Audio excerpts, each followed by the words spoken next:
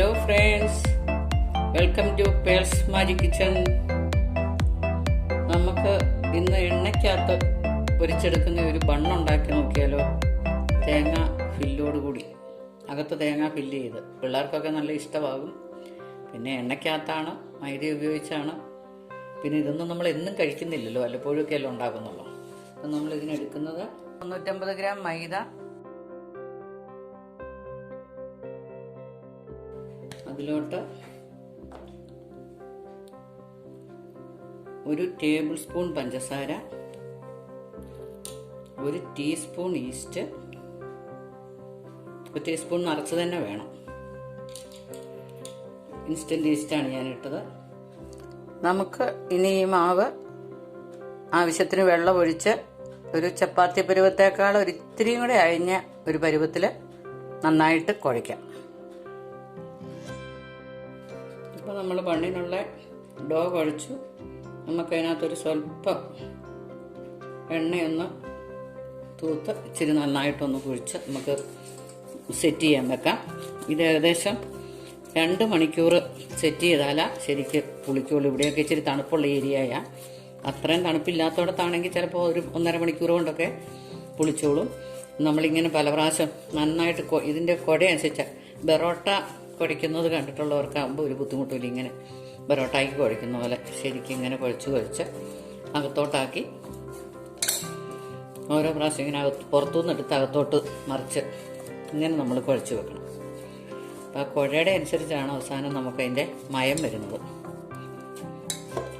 ഇങ്ങനെ കൈ കൊണ്ടൊന്ന് ഒടിച്ച് പരത്തുക. പിന്നെ ഇങ്ങനെ അകത്തോട്ടെടുത്ത് അങ്ങനെ ഒരു 3-4 പ്രാവശ്യം, ഞാൻ 2 പ്രാവശ്യം ചെയ്തതാണ്. ഇനിയിപ്പോൾ നമുക്കിങ്ങനെ സെറ്റ് ചെയ്യാൻ വെക്കാം. ഇത് ഏകദേശം ഒരു 2 മണിക്കൂർ കഴിയുമ്പോൾ നമുക്കിത് ബാക്കി ചെയ്യാം. ഫില്ലിങ്ങും അതിനിടയ്ക്ക് നമുക്ക് തയ്യാറാക്കാം. അപ്പോൾ നമുക്കിത് മൂടി വെച്ച് മാറ്റി വയ്ക്കാം. ഇവിടെ ഇപ്പം നമ്മുടെ ഫ്രൈഡ് ബണ്ണിനുള്ള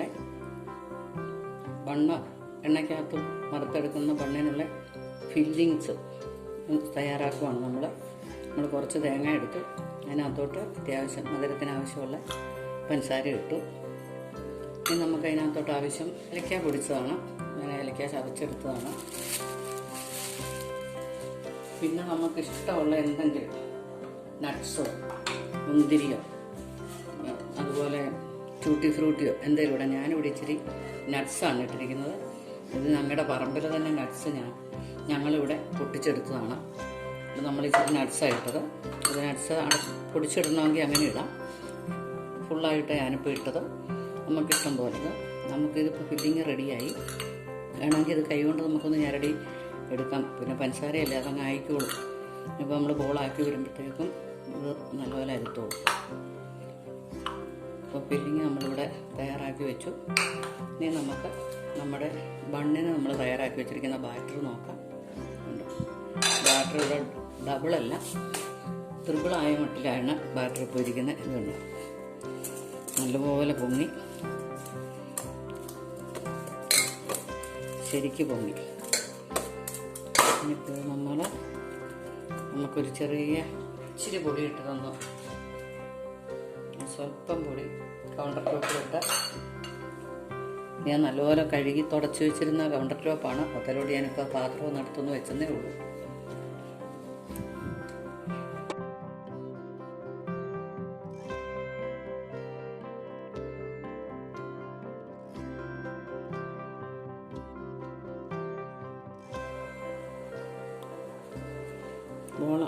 ഇനിയിപ്പോൾ ഇത് നമ്മൾ ബോളാക്കി എടുത്തിട്ട് ഇങ്ങനെ ചെയ്ത പോലെ തന്നെ, പെറോട്ടയുടെ ചെയ്യുന്ന പോലെ തന്നെ ഇങ്ങനെ അകത്തോട്ടാക്കി നമ്മൾ ഇങ്ങനെ തയ്യാറാക്കി വെക്കണം ഓരോ ബോളും.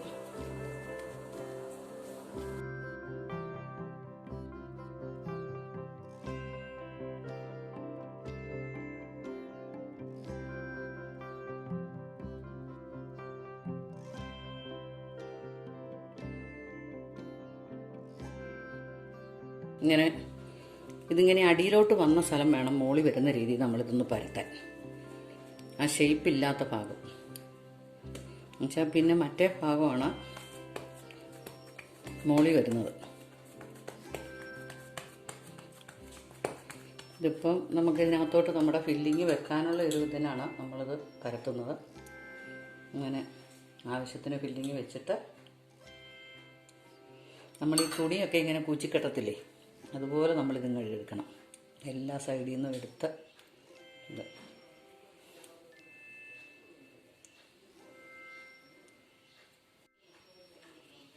എല്ലാ സൈഡിൽ നിന്നും എടുത്ത് നമ്മളിങ്ങനെ തുണി കെട്ടി പോലെ ഇത് കണ്ടോ.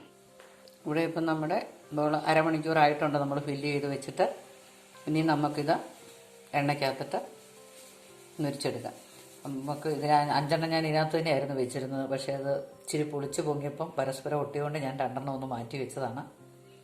അപ്പോൾ നമുക്ക് ഇത് അടുപ്പയിൽ എണ്ണയിലോട്ടിടാം.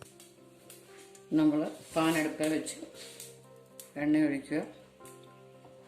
ഇച്ചിരി എണ്ണ വേണം, ഇച്ചിരി ഒന്ന് മുങ്ങി പകുതിയിലും ഒന്ന് മുങ്ങി കിടക്കണം. ആകുമ്പോൾ നമുക്ക് ഇതിലേക്കിടാം. ഇതിപ്പോൾ നമ്മൾ ചെറുതീയിലിട്ട് വേണം ശരിയാക്കി എടുക്കാനായിട്ട്. നമ്മളിത് നന്നായിട്ട് എണ്ണ ചൂടായി കഴിഞ്ഞപ്പോഴത്തേക്ക് ഞാനിത് ചെറുതീയിലോട്ടിട്ടു.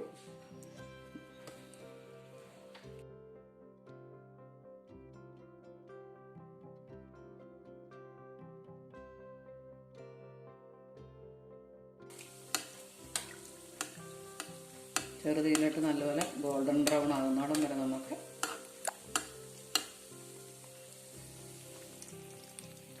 ഇപ്പോൾ നമ്മുടെ ബണ്ണ് റെഡി ആയിട്ടുണ്ട്. നല്ല കളറായി. നമ്മൾ കണ്ടാൽ ബേക്കറിയിൽ നിന്നൊക്കെ മേടിക്കുന്ന ബണ്ണ് പോലെ തന്നെയാണ് ഇരിക്കുന്നത്. ഇത് നമുക്കിങ്ങനെ നന്നായിട്ട് എണ്ണയിൽ നിന്ന് എടുക്കാം.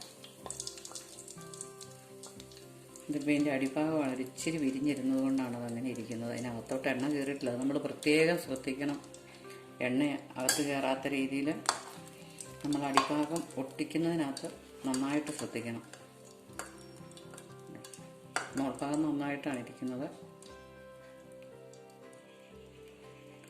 നമുക്കിനി അടുത്ത 2 കൂടി ഇടാം. ഞാൻ അതിൻ്റെ അടിയൊന്ന് കാണിക്കാം. ഉണ്ടോ, അടിഭാഗം നല്ല ഫില്ലാന്നുള്ളത് നമ്മൾ ഉറപ്പിക്കണം. അല്ലെങ്കിൽ ചിലപ്പോൾ നമ്മൾ എണ്ണയ്ക്കകത്തോട്ട് ഇട്ട് കഴിയുമ്പോൾ അത് വിരിഞ്ഞു പോകും. ഇതും കൂടെ നമുക്ക് അങ്ങനെ തന്നെ വറുത്ത് പോരാം.